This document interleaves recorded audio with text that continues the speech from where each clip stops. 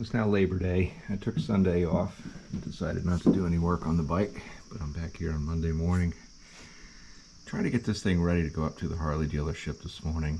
They have a show up at Triple S Harley, and I'd like to enter this bike, but I don't know if I'm going to make it. I have about an hour and a half, 2 hours, see if I can fix this problem, but I don't know. So anyhow, I'm going to take these off here today. So I did some research and found out, so first of all, this is a 1983 80-inch shovel head motor I took out of an 83 touring bike that I bought up in New Jersey, specifically for the shovel head, because I wanted to do this project for a long time where I'd take a soft tail frame and put a shovel head in it. And then, yes, I know I'm not the first person to think about it, but I'm another person who did it. So in 81 or 82, Harley Davidson put out service bulletins to replace these with different sides. I don't know if that's reflected in the kit that I got from Dennis Kirk, so I'm going to take these off and take a look at them. But the way it's supposed to be is, this is supposed to be a smaller inlet, this is a larger outlet. I'm assuming, you know, you're going to build up pressure in here, it's going to push it here, and there's not going to be any pressure here because it's just going to be able to flow into the head, into the valve cover.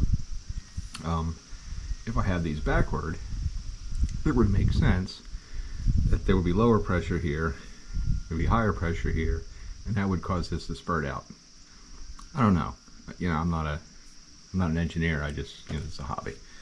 So I'm going to take a look at these. At the very least, maybe I can get them to seal up properly. Just put my finger on here, I can feel like the rubber and then no rubber right here. So that could be part of the issue too. Maybe it's a simple fix. Hopefully that'll be it. So let me go get my tools, and I'm going to start taking this down, and who knows, maybe I can get up to Triple S. Okay, hopefully you can see this. I'm working out in the shed today. I don't have any overhead lighting here. No reason to bring this in and put it up on the lift. And right now what I have on the lift is that 70 Sprint, and this doesn't need to go up on the lift for that. So let's go ahead and pop these off.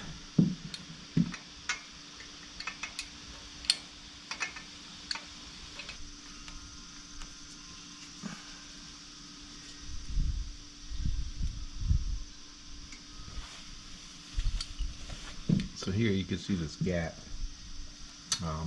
Look at closer here. So as you can see, this doesn't go down in here. That's a problem.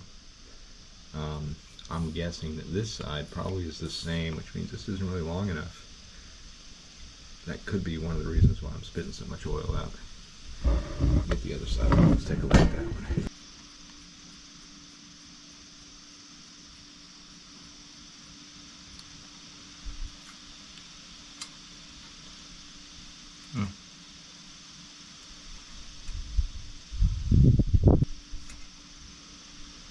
That's certainly no good. That's going to have to go in the garbage. As you can see, this was in pretty far on this side and not very far on this side. So I think we may have part of the problem found. I don't have any of these parts to replace this with today. At least I don't think so. I'll have to go look through my box of parts. In the meantime, what I'll do is take these off. We'll take a look at those as well, because these is where they say it's supposed to be a different size.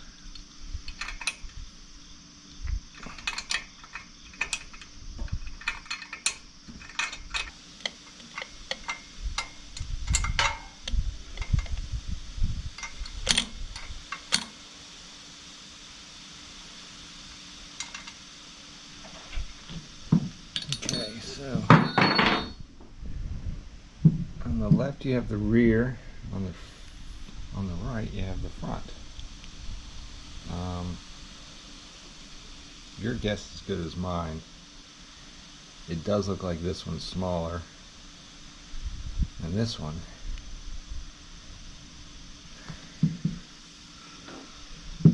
But what does that matter if that goes in there? Yeah, This one is the smaller one, has to go here, and this one goes here.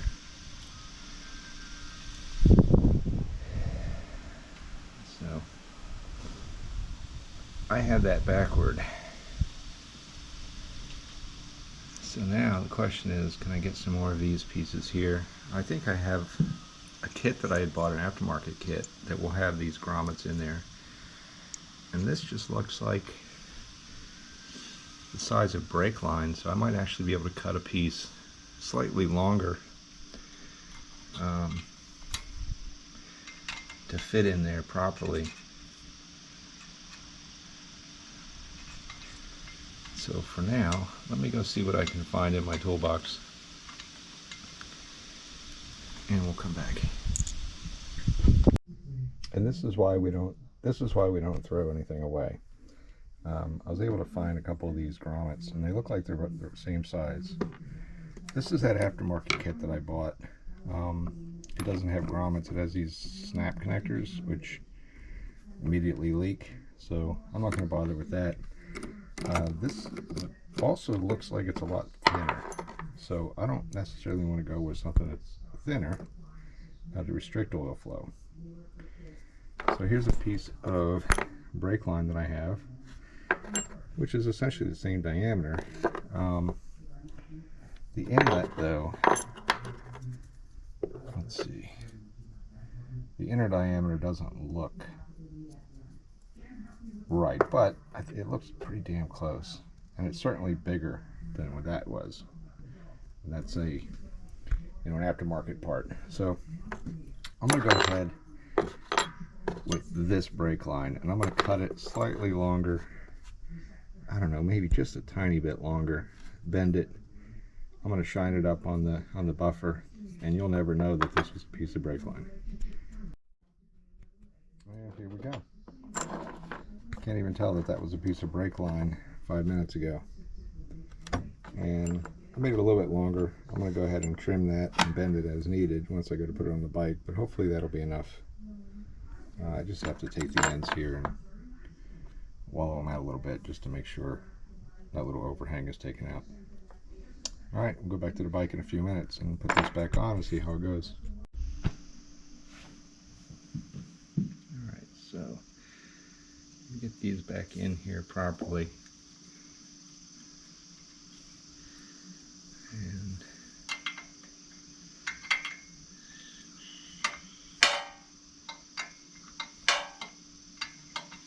time.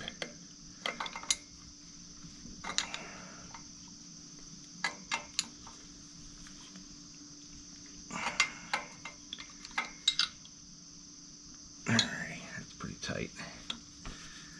So I'm going to pull this out. And the reason I'm going to do that, you can see I have this already set up with the new parts on it. There's your grommets. So I'm going to take this piece, feed it like so. Push these back towards the center so they're out of the way. I don't know if this is going to work, I'm just trying it out. There we go. So, go like so. You can see that goes all the way through there. Now, I can do that. And make sure that I got plenty in there, right? So now I can go ahead and screw this down. I'm going to wipe off my hands.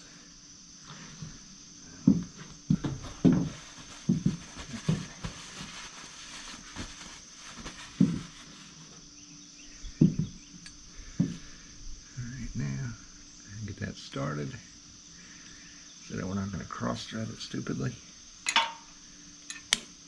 Alright, that's going in nice and easy.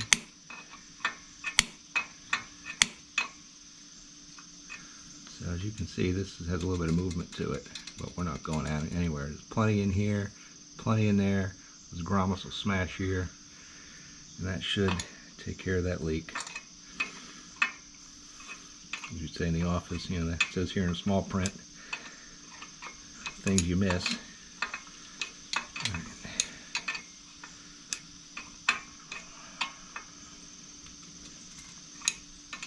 Make sure this is nice and snug. I don't want to go too far and have it all of a sudden get easy, because then my day is done. All right, now we'll take this over here.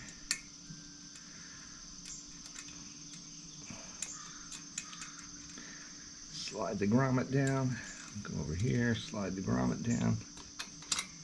Whoops. See, that's what I want to avoid, all right? So I want to see enough on either side. All right, so let's go and do this. Push that like so. And that's roughly the same, right? So, okay, push that in.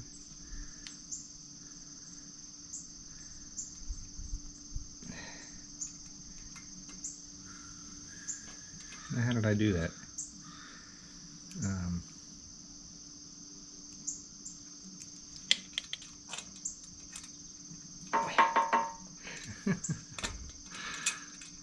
Try to get too clever. All right.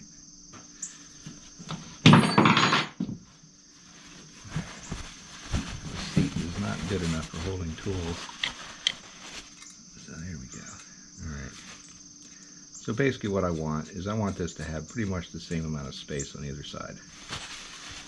And I'm going to have to hold on to this while I push that grommet over. Keep it from moving. Right, so I don't go in too far. All right, let's go with that. Push the grommet, go this way, and push that little rubber grommet over. Okay, so that's what we're going to deal with, right? So now, this should give me a nice seal. Let's get in for a closer look. So here, there's plenty of room. Nothing's going to pop out. These are in nice and tight. I have the, as stated, the smaller diameter on this side, the larger diameter on this side, which I didn't measure them, but you could tell. This one's certainly larger. And that should hopefully reduce the pressure that was making it spurt out, plus the fact that I squeezed that old grommet on there too hard, and I think that probably was kind of leaking. So I'm going to go ahead and start this one by hand.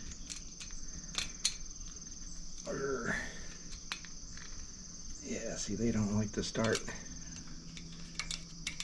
Okay, that one seemed to caught good, so this one I'm going to need two hands.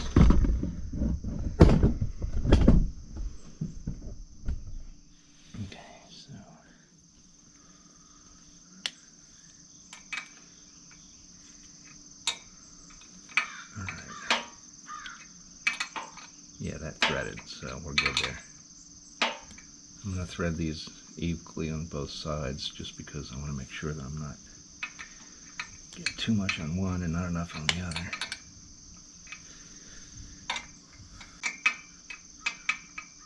Alright, so that's essentially tight. I'm going to go ahead and cinch them down now, get that rubber to squeeze. I got too much.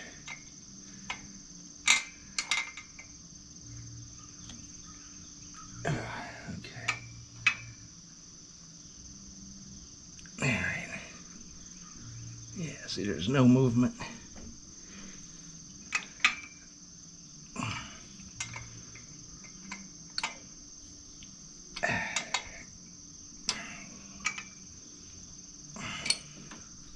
Okay. And wipe those off. Alright. Look at that. Would you know that was a piece of brake line? I mean, if you just happened to be walking by the bike and weren't looking at it really close. So, alright. Whoops. So this, in theory, should be good. Now, I had oil leaks because this engine was just essentially assembled by me and my inexperience. But this is how you get experience. by doing things that you don't have experience in and learning. So making sure all these are properly torqued. The other side I put new seals. I'll show you that.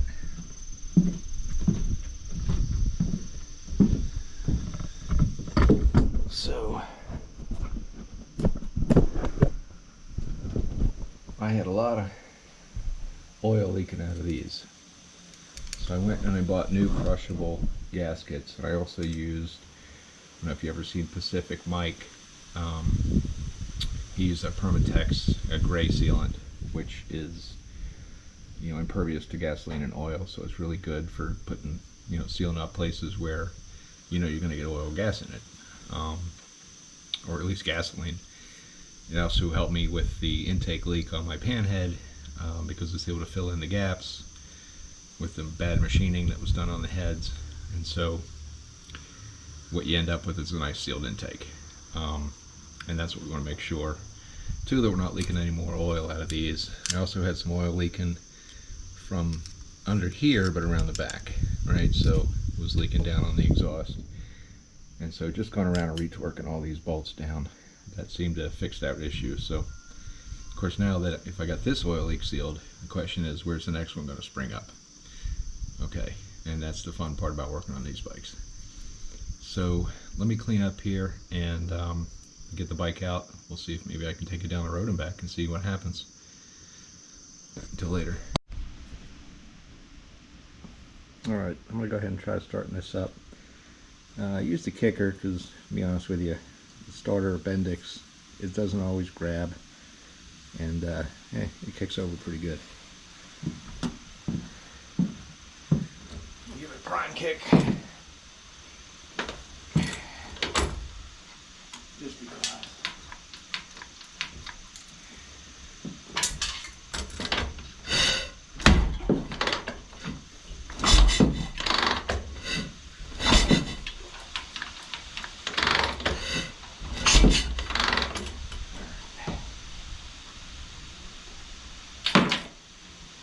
Drop the keys.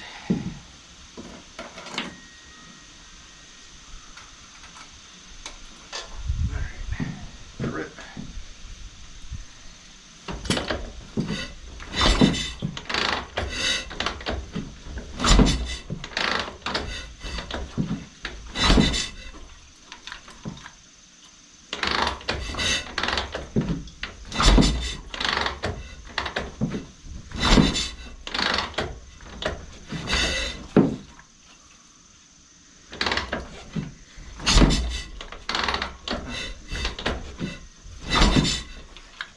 I'll try this.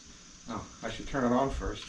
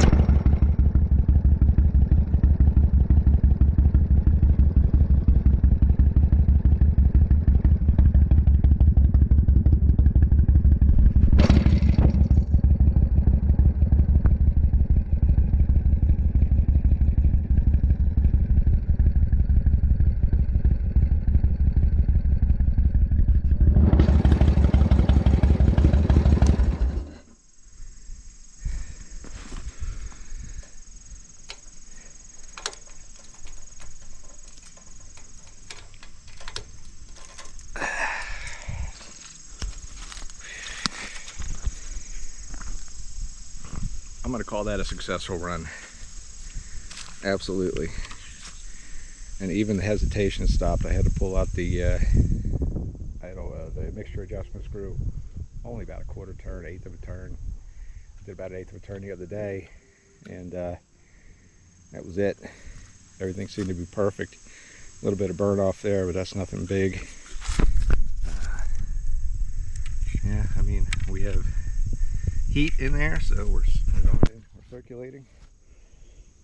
I'm quite happy. Yeah, we'll see if we can get up there today.